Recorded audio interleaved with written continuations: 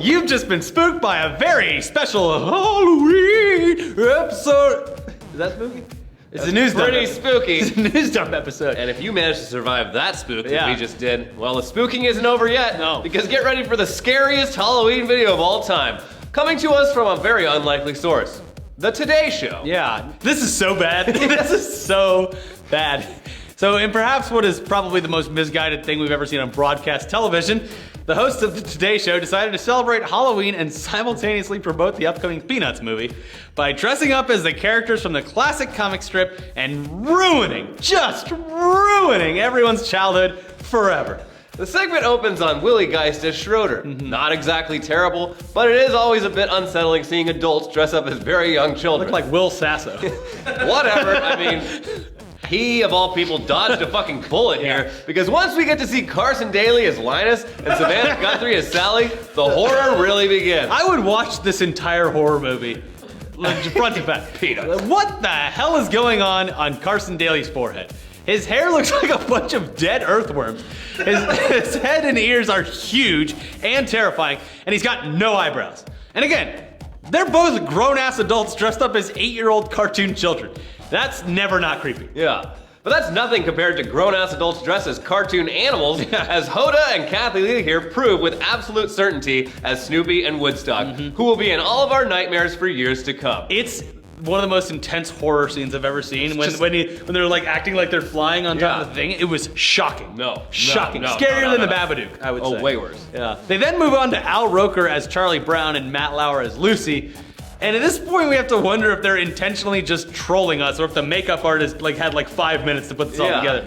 Maddie described Al Roker's Charlie Brown as Black Mike Ehrmantraut from Breaking Bad. Black Mike Ehrmantraut with poop on his forehead. Yeah. So how this made it past the Post-it note stage, where presumably dozens of highly skilled television veterans have dedicated weeks to making this terrible, half-baked idea into a reality, is just incomprehensible. Yeah. And then, perhaps to provide definitive proof that this is all just an attempt to destroy the legacy of the late Charles Schultz, Meredith Vieira arrives as Pigpen, who in this version of reality apparently lives inside of a nuclear reactor and has every single radiation-borne illness known to man. It is sad. Yeah, it looks like someone pushed her face into a stove and then cooked her like a Thanksgiving turkey.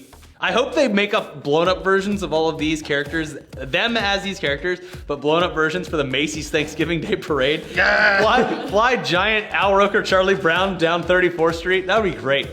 Anyways, the entire cast of the Today Show did their damnedest to ruin the most iconic image from the old Peanuts cartoons by awkwardly dancing to Vince Guaraldi's classic theme song, and then continued to dance in silence well after the song ended.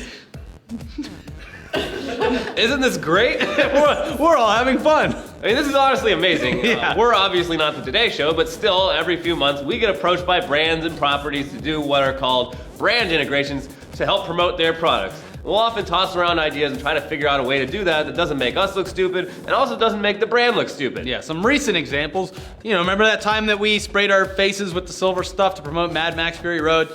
And that time we were magically transported into the 1980s to promote Moonbeam City? Both times required a lot of back and forth between us and the brands to ensure that we didn't inadvertently do something stupid and make them look bad. But it looks like when you're as trusted as the Today Show, brands pretty much just hand over their intellectual property to you and walk away. It'll be fine. Trusting that there's absolutely no way this group of professional journalists could fuck up promoting one of the most beloved children's properties in history. Whoops! Anyways, God help all the stay-at-home moms who are unfortunate enough to have actually been watching this horror show play out live, and then had to spend the rest of the entire day convincing their small child that monsters aren't actually real. Mommy, what is that? Mommy, why are Kathy Lee and Hoda drunk and cosplaying as characters from Peanuts? Who's that dog lady? It's just terrifying.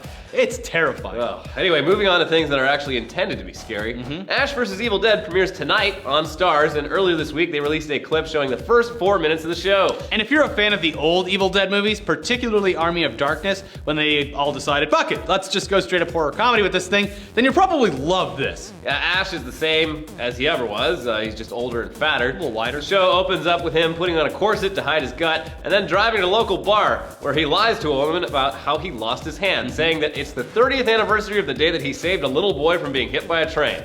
As if the way he really lost it was embarrassing. Well, it's a bit unbelievable. No. This, of course, leads to banging in the woman's room, but then we learn that this drunk lady isn't what she appears to be. She's a deadite, damn it! The reviews for the show are already really positive, and it's been renewed for a second season before it even premieres.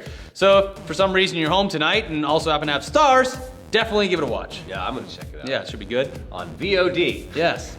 VHS. On VHS. Yeah. In other TV news, Netflix dropped a new clip from the upcoming show With Bob and David, and it's absolutely clear now that it's a direct sequel to Mr. Show, despite having a different name and being on a different platform. Yeah, the name alludes to Mr. Show. Yeah, it's the closest they could get to the original title without Getting sued by breaking the HBO, law. yeah. It really feels like no time has passed since Mr. Show went off the air almost 20 years ago. Now, the sketch that they released this time features Cross and Odenkirk along with Paul F. Tompkins, John Ennis, and Jay Johnston as a bunch of middle-aged dudes having a poker night and listing off their New Year's resolutions. Resolutions like start a mobile phone company. Sure. Become a federal judge. Easy. Become a Hollywood director. No problem. And be elected Pope. Fine. Yeah, the guys are all very supportive of each other's goals until Paul F. Tompkins has the audacity to say that he's giving up meat so that he can lower his cholesterol.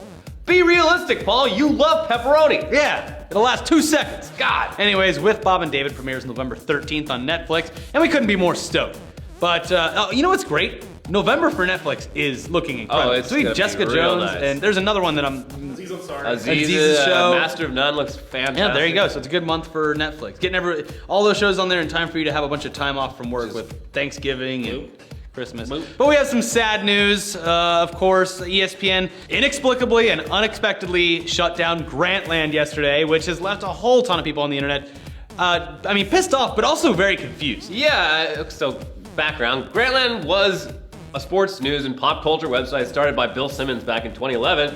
It featured some damn good writing and in recent years, damn good videos. They had podcasts. It was great. Yeah. However, Simmons and ESPN clashed constantly over Simmons' tendency to speak his mind, regardless of whether it upset any of the major sports leagues. So back in May, ESPN announced that they wouldn't be renewing Simmons' contract, essentially firing him from the website that he created and was now the face of. And now it looks like that was just the beginning of the end. Yeah, I mean, there's no indication that Grantland was losing money or unsuccessful at all. On the contrary, it was a very popular website that was loved by a lot of people. So this is just bewildering. And it kind of just proves that all the shit Bill Simmons has been talking about ESPN since he left the company is probably all true. Yeah, it's always sad seeing something that was great and unique get totally ruined by a large corporate entity that doesn't understand it. So best of luck to everyone at Grantland, and hopefully once Bill Simmons has his HBO show and it starts next year, he can start rebuilding his empire and keep the Grantland spirit alive. Yeah. Good luck. This just pisses me off so much. Yeah. Fuck you, ESPN. It's just so sad when a big corporate company takes something great, just and puts then their thumb down on just it. ruins it, just completely ruins it. Says stop making tugs. I Yeah. mean, Oh, wait.